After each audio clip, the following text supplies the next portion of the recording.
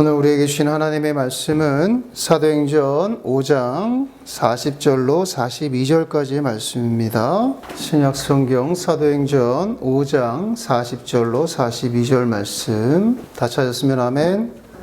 우리 함께 읽습니다. 그들이 옳게 여겨 사도들을 불러들여 채찍질하며 예수의 이름으로 말하는 것을 금하고 놓으니 사도들은 그 이름을 위하여 능력받는 일에 합당한 자로 여기심을 기뻐하면서 공회 앞을 떠나니라. 그들이 날마다 성전에 있든지 집에 있든지 예수는 그리스도라고 가르치기와 전도하기를 그치지 아니하니라. 아멘. 할렐루야. 예수 이름의 평강이 여러분과 함께 하시길 축원합니다. 예수를 믿는다는 것, 여러분이 예수를 믿는다는 것은 무언가가 내게 유익이 있으니까 아마 믿고 계실 겁니다. 각자 그 유익이 무엇인지는 다를 것이에요. 그러나 유익이 없다고 한다면 믿지 않겠죠. 초대교회 사도들을 보면서 그들은 어떤 유익을 바라고 어떤 유익이 있기에 이 믿음을 지켰는가, 그것들을 오늘 사도행전을 통해서 한번 살펴보고자 합니다. 예수 이름을 부르고 예수 이름을 가진 자들은 초대교회 당시부터 오늘날까지 온갖 핍박과 고난을 받아왔습니다. 지금도 여전히 받고 있어요. 예수 이름을 부르면 우리가 생각하듯이 개인적인 복이 철철 넘치는 그런 신나는 일들만 생기지 않는다는 거예요. 물론 예수 이름에는 그런 축복들이 다 포함되어 있습니다. 하지만 예수 이름은 그런 개인적인 그 한계를 넘어서요. 예수 이름은 성령의 역사를 통해서 예수님의 사역이 하나님의 뜻이 이 땅에 이루어지는 대로 무한히 확장되게 되어 있습니다. 그것이 2000년이라는 기간 동안 확장되어 온 거예요. 이 과정에서 예수 이름을 부르고 예수 이름을 가진 사람들이 각종 병든 자들을 고쳤고 마귀를 대적했고 귀신을 내쫓아냄으로써 예수 이름이 갖고 있는 행복과 능력과 그리고 평안도 경험하지만 더불어 무엇도 함께 받느냐? 능력도 핍박도 더불어 받는다라고 오늘 우리가 함께 읽은 말씀은 일러주고 있습니다. 그때 상황을 한번 봅시다. 오순절날 120명의 제자들이 성령의 충만함을 받았어요. 그리고 성령의 말하시게 함을 따라서 방언으로 말하기 시작을 합니다. 굉장히 놀라운 일이 이루어졌어요. 이 놀라운 현상들을 보는 사람들이 저게 뭘까 하고 의심하고 의혹을 제기합니다. 그래서 어떤 사람들은 성령 충만을 받은 사람들을 보고 조롱까지 해요. 야, 저 사람들 술 먹고 저지를 한다. 그렇게 조롱까지 합니다. 그때 베드로가 한 말을 합니다. 우리 사도행전 2장으로 한번 가볼까요? 사도행전 2장 13절에서 15절입니다. 우리 함께 읽습니다. 13절에서 15절 시작. 또 어떤 이들은 조롱하여 이르되 그들이 새 술에 취하였다 하더라. 베드로가 11사도와 함께 서서 소리를 높여 이르되 유대인들과 예루살렘에 사는 모든 사람들아, 이 일을 너희로 알게 할 것이니 내 말에 귀를 기울이라. 때가 제3시니 너희 생각과 같이 이 사람들이 취한 것이 아니라. 제3시면은 우리 시간으로 하면은 오전 9시예요. 이 사람들아, 여기 있는 사람들이 너희들 보기에 술 취한 것처럼 보이지만 이 사람들이 오전 9시인데 아침부터 술 먹고 주정하겠냐, 그런 뜻인 거예요. 우리 22절부터 24절까지 읽어봅시다. 이스라엘 사람들아 이 말을 들으라. 너희도 아는 바와 같이 하나님께서 나사렛 예수로 큰 권능과 기사와 표적을 너희 가운데서 베푸사 너희 앞에서 그를 증언하셨느니라. 그가 하나님께서 정하신 뜻과 미리 하신 대로 내준 바 되었거늘 너희가 법 없는 자들의 손을 빌려 못 박아 죽였으나 하나님께서 그를 사망의 고통에서 풀어 살리셨으니 이는 그가 사망에 매여 있을 수 없었음이라. 아멘. 지금 우리 유대인들이 나사렛 예수를 십자가에 못 박아 죽였지만 하나님께서 사망의 고통을 풀어서 그를 살리셨다는 거예요. 왜냐하면 그가 사망에 매여 있을 수 없는 분이기 때문이라고 사도 베드로가 그 자리에 있던 사람들에게 웅변한 거예요. 이러한 내용을 공개적으로 사도 베드로가 설교를 하니까 유대 지도자들의 눈에는 몹시 거슬렸겠죠. 왜 그렇습니까? 그들이 바로 예수를 죽인 자들이잖아요. 예수님께서 행하신 기사와 표적을 제자들도 똑같이 또 행하니까 더 눈에 거슬렸을 거예요. 안 그렇습니까? 예수만 죽이면 다 끝나는 줄 알고 예수를 죽였더니 예수가 행했던 모든 이적과 기사와 표적을 그 제자들이 동일하게 행하고 있으니 답답할 노릇이죠. 이런 가운데서 베드로와 요한이 태어날 때부터 안진병이었던 사람을 일으키는 놀라운 이적을 드러내자 얼마나 더 유대 지도자들 눈에는 눈의 가시처럼 여겼겠습니까? 그런데 베드로가 자신의 능력으로 안진병이를 일으켰다라고 하면 좋았을 텐데 그럼 또 베드로만 죽이면 끝나는 일이잖아요. 근데 베드로가 그런 말을 하지 않잖아요. 뭐라고 했습니까? 이 모든 일이 된 것은 예수 이름을 힘입어서 한 것이라고 사람들에게 말합니다. 그러자 다시 공회에 있던 사람들이 베드로와 요한을 잡아다가 위협을 해요. 우리 사도행전 4장으로 가봅시다. 사도행전 4장 17절 18절 함께 읽습니다. 이것이 민간에 더 퍼지지 못하게 그들을 위협하여 이후에는 이 이름으로 아무에게도 말하지 말게 하자 하고 그들을 불러 경고하여 도무지 예수의 이름으로 말하지도 말고 가르치지도 말라 하니. 예수 이름으로 표적을 행하고 예수 이름으로 이적을 행하니까 이제는 그 예수의 이름을 가르치지도 말고 전하지도 말라고 위협을 합니다. 예수의 이름을 전했을 뿐인데 무엇이 따라오냐? 핍박이 따라온다는 거예요. 우리가 예수 이름을 말하고 전한다고 해서 가는 곳마다 우리를 환대해 주지 않는다는 거예요. 예수 이름을 부르고 예수 이름을 깨달은 자에게는 언제든지 핍박이 따라옵니다. 그래서 17절에서 이것이 민간에 더 퍼지지 못하게 그들을 위협했다라고 합니다. 이후에는 이 이름으로 예수의 이름으로 아무에게도 말하지 말게 하자고 그들을 불러서 경고하고 협박하는 거예요. 뭐라고요? 앞으로는 절대로 예수 이름으로 말하지 말고 가르치지도 말라. 누가? 그 당시에 권력을 잡고 있던 자들이, 권세자들이. 갈릴리 나사렛 예수라고 하는 청년의 이야기는 해도 돼. 왜냐하면 그는 죽었으니까. 그 사람의 이야기는 그가 살아있었던 동안의 이 모든 삶에 대해서는 너희들이 이야기해도 돼. 그런데 다만 예수 이름으로는 말하지도 말고 가르치지도 말라는 거예요. 그런데 사도 베드로와 그 사도들이 그런다고 말하지도 않고 가르치지도 않았겠습니까? 아니죠. 더 전합니다. 그들은 핍박에도 굴복하지 않았어요. 예수 이름을 경험한 사람, 예수 이름을 깨달은 사람, 예수 이름을 체험한 사람은 그것에 굴복할 수가 없는 거예요.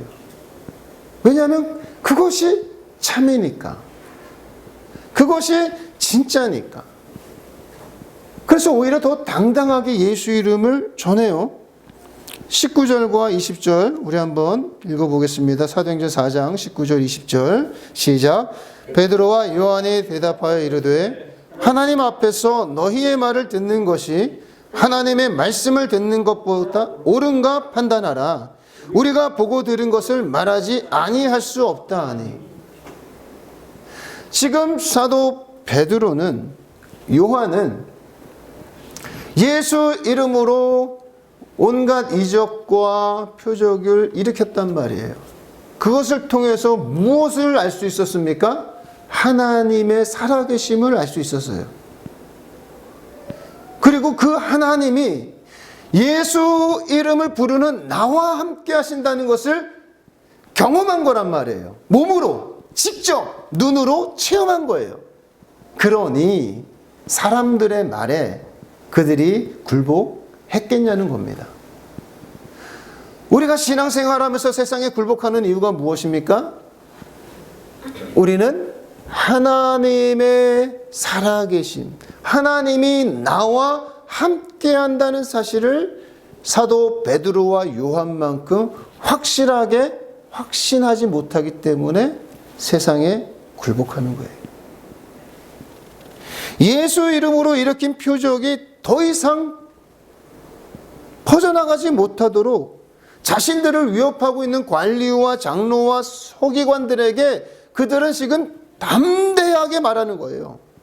이 모든 일들을 보고 내가 경험했는데, 그리고 내가 지금 하나님이 나와 함께 하신다는 것을 아는데 내가 당신들의 말에 굴복해서 예수 이름을 전하지 않겠소.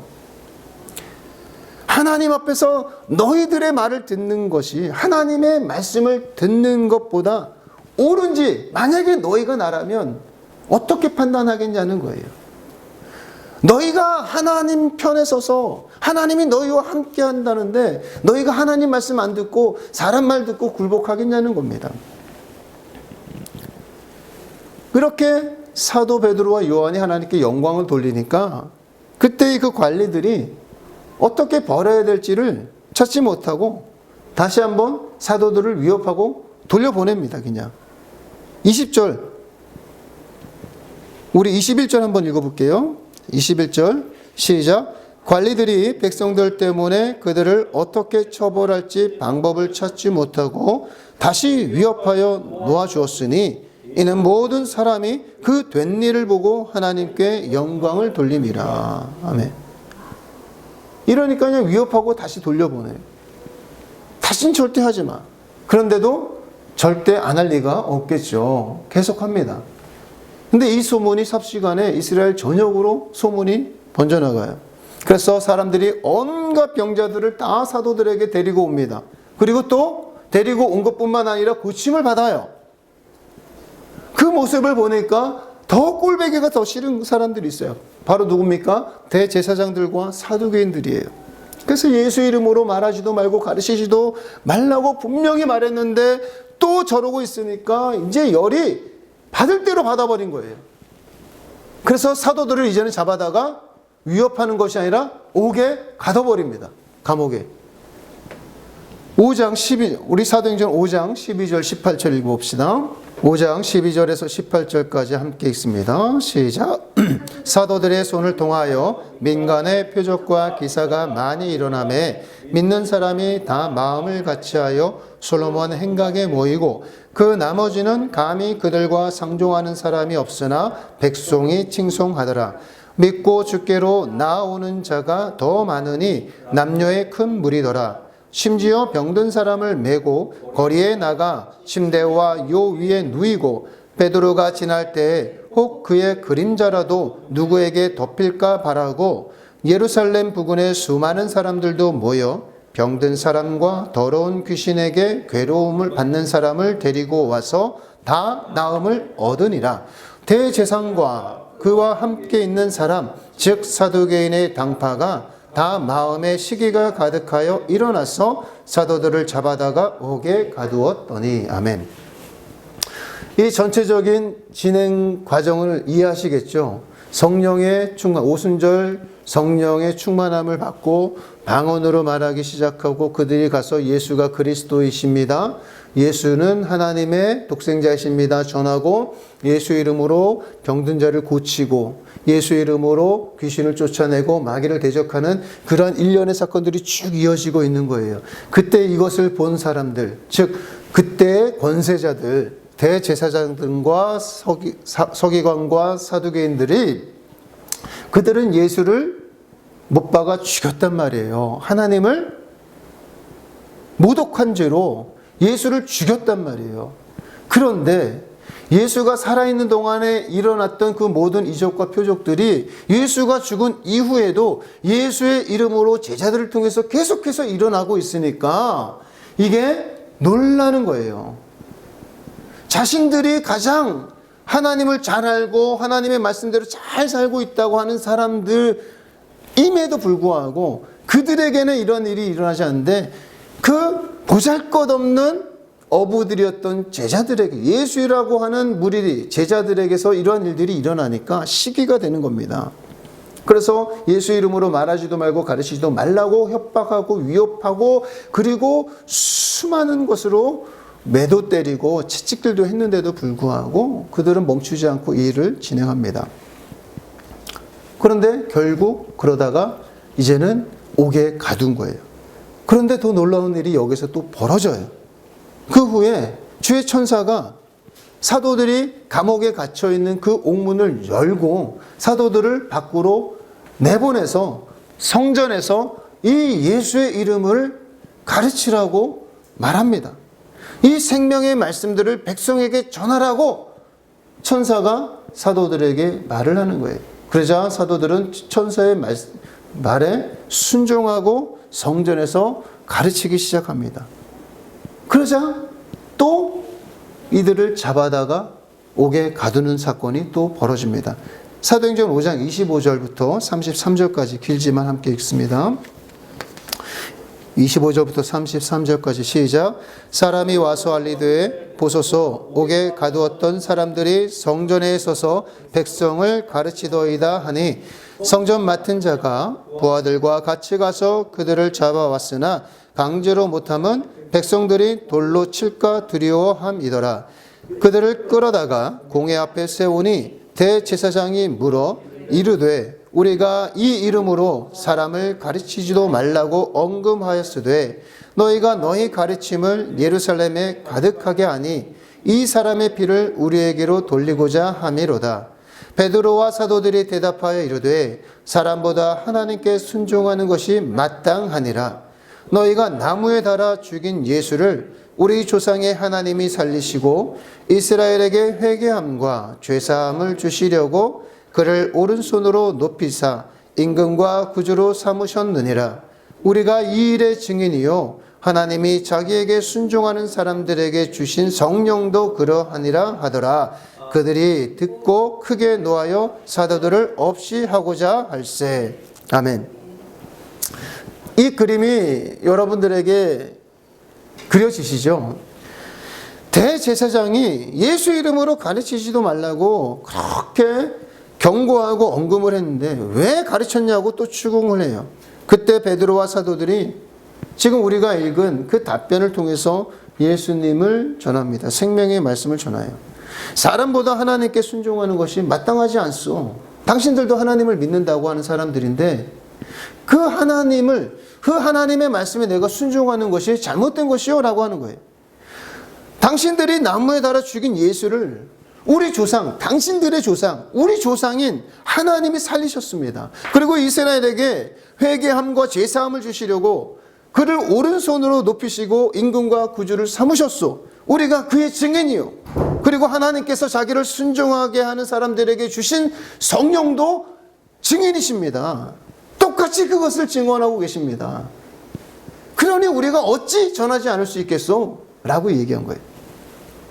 그랬더니 그들이 회개했을까요? 그들이 자기 자신을 돌아봤을까요? 그렇지 않습니다. 오히려 더 화가 났어요. 이 말 때문에 그들의 화가 더 성해졌어요. 그래서 사도들을 이제는 감옥에 가두는 걸로 그치는 것이 아니라 그를 그들을 죽이려고 합니다. 그때 가말리엘이 중재를 해요. 뭐라고 중재하냐면 냅두십시다. 혹시라도 진짜로 하나님이 저들을 통해서 하시는 일이면 어쩌겠냐는 거예요. 이게 만약에 지금 저 사람들이 하는 것이 하나님으로부터 난 일이라고 한다면 우리가 손쓸 방법이 없어. 그러나 만약 저것이 사람으로부터 일어난 일이면 한낱 유행에 지나지 않고 시간이 지나면 없어질 것이니까 내버려 둡시다 라고 가말리엘이 중재를 합니다. 그때 공회에 모였던 사람들이 가말리엘의 말에 동의를 하고 여기서 멈춰요. 대신에 사도들을 불러다가 채찍질을 하고 고문을 하고 다시는 예수의 이름으로 말하지 말라고 다시 한번 경고를 하고 그들을 보내줍니다. 사도행전 5장 40절 42절입니다. 우리 함께 읽습니다. 시작. 그들이 옳게 여겨 사도들을 불러들여 채찍질하며 예수의 이름으로 말하는 것을 금하고 놓으니 사도들은 그 이름을 위하여 능력받는 일에 합당한 자로 여기심을 기뻐하면서 공회 앞을 떠나니라. 그들이 날마다 성전에 있든지 집에 있든지 예수는 그리스도라고 가르치기와 전도하기를 그치지 아니하니라. 아멘. 예수 이름으로 예수님이 하신 이적과 표적과 기사를 제자들이 하니까 예수 이름 가르치지 마, 부르지도 마, 전하지 마, 위협했고 협박했고 경고를 했는데도 듣지 않자 이제는 잡아다가 채찍질합니다. 그리고 또 안 들으니까 잡아다가 옥에 가둡니다. 그러다 또 안 들으니까 죽이려고 합니다. 그러다 또 안 들으니까 이제는 중재안을 듣고 그래 시간이 가면 모든 이단들이 그렇고 모든 사설들이 그러니까 시간 지나면 사라지겠지 하고 내놓을 때도 다시 채찍질하면서 예수 이름으로 말하지 말고 풀어줍니다. 방면을 해줘요. 그런데도 불구하고 사도들은 옥에서 나오고 나서 무엇을 어떻게 하느냐 보니까 그 이름을 위하여 능력받는 일에 합당한 자로 여기심을 기뻐하면서 공회 앞을 떠나니라 라고 되어 있습니다. 예수 이름을 위하여 핍박받는 일에 능력받는 일에 합당한 자로 여기심을 기뻐했다고 합니다. 그리고 나서 날마다 성전에 있든지 집에 있든지 예수는 그리스도라고 가르치기와 전도하기를 그치지 않았대요. 분명 다시 잡히면 사형일 텐데 그것이 두렵지 않았다는 겁니다. 우리는 이 말씀을 통해서 알 수 있는 것들이 여러 가지가 있는데 그 중에 한 가지가 뭐냐? 예수 이름을 위하여 능력받는 일은 아무나 할 수 있는 일이 아니라는 거예요. 누가 하느냐? 하나님께서 예수 이름을 위하여 능력받는 일에 합당한 자로 여겨주셔야만 가능한 일이라는 것을 우리는 알 수 있어요. 제가 오늘 설교 서두에 이렇게 말씀드렸죠. 사실 우리들은 예수를 믿는 것이 나에게 어떤 유익이 없다라고 하면 믿을 사람이 없을 겁니다. 그 유익이라는 것은 각자가 다 다르겠지만 사도들은 어떤 것을 자신들의 유익으로 여겼느냐를 오늘 말씀을 통해서 보고자 했다라고 했어요. 봤더니 뭡니까? 사도들이 생각하는 그 유익, 그것이 무엇이에요? 예수 이름으로 능력받는 것을 기쁨으로 여겼다는 거예요. 유익으로 여겼다는 거예요. 이게 말이 되냐는 거예요. 지금 사도들은 하나님께서 자신들을 예수 이름을 위하여 능력받는 일에 합당한 자로 여겨주셨다는 것을 그 사실만을 기뻐했어요. 그 사실만으로도 너무 기뻐하고 그것을 자신들의 유익으로 여겼다는 거예요. 무슨 말이냐? 내가 예수 이름을 위하여 능력받는 일에 나 같은 사람을 하나님께서 합당한 자로 여겨주셨다라고 하는 것이 너무나도 큰 기쁨인 거예요. 저는 늘 날마다 여러분들에게 말씀드립니다. 만약에 여러분들의 삶에 하나님이 나와 함께 하신다는 사실을 여러분들이 체감하고 체험하고 늘 느낀다고 한다면 여러분들은 믿음이 흔들릴 수 없을 거예요. 하나님이 아무 말씀하지 않고 나의 기도에 응답하지 않는 것 같은 침묵의 시간이 길어진다 할지라도 하나님이 나와 함께 하신다는 사실을 확실하게 체험하게 되면 하나님을 의심하지 않을 겁니다. 그런데 우리는 그런 체험이 없는 거예요. 사도들은 이 땅에서 내가 고문당하고 핍박받는 것을 우리는 고난으로 생각하고 고통으로 생각하는데 그들은 고난이요 고통이 아니라 이것을 축복으로 생각했다는 거예요. 하나님이 나를 픽해 주셨어. 하나님이 나와 함께 하신다는 사실. 그 무엇보다도 그것이 가장 기뻤던 거예요. 우리는 다 지난주 제가 설교 시간에 그런 말씀을 드렸어요. 우리는 다 죽음을 향해 간다 그랬어요. 사실 우리는 다 곧 죽어요. 살아있는 것 같지만 누가 먼저 가야 할지 모르지만 다 죽게 되어 있단 말이에요. 이 세상 모든 사람들은 태어나는 순간 죽음을 향해 달려가요.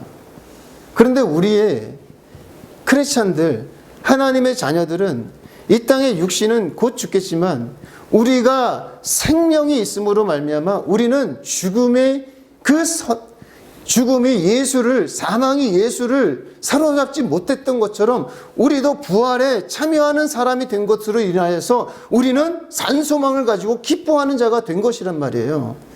우리는 비록 이 땅에서 육신은 없어질지 모르지만 우리는 영원히 산다는 그 하나님의 약속이 우리에게 있기 때문에 우리는 기뻐할 수 있고 이 땅에서의 삶을 감사함으로 찬양하면서 살 수 있는 사람이 된 거예요. 그래서 사도 바울과 베드로와 요한 이런 사람들은 지금 내가 예수 이름을 전하면서 받는 이 핍박, 그래서 이것을 축복으로 여긴 거예요. 왜? 우리에게는 더 나은 곳이 있고 더 큰 상급이 있다는 것을 이들은 알기 때문에 그런 겁니다.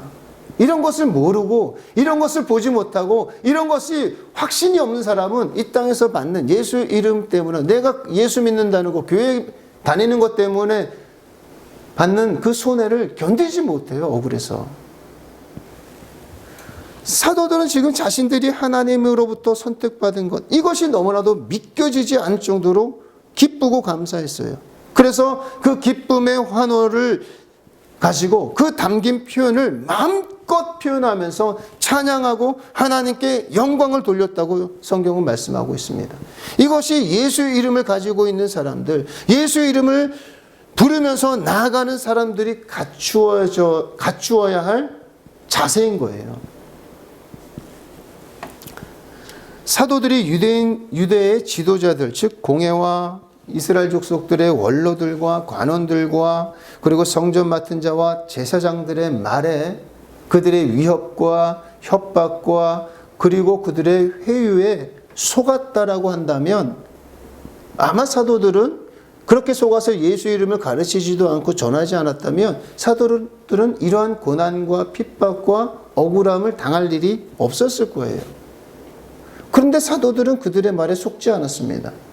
그들의 말에 귀를 기울이지 않고 하나님의 말씀에 귀를 기울이고 하나님의 말씀에 순종하고 성전 밖을 나가서 온 백성들에게 예수 이름을 가르치고 예수 이름을 전했단 말이에요.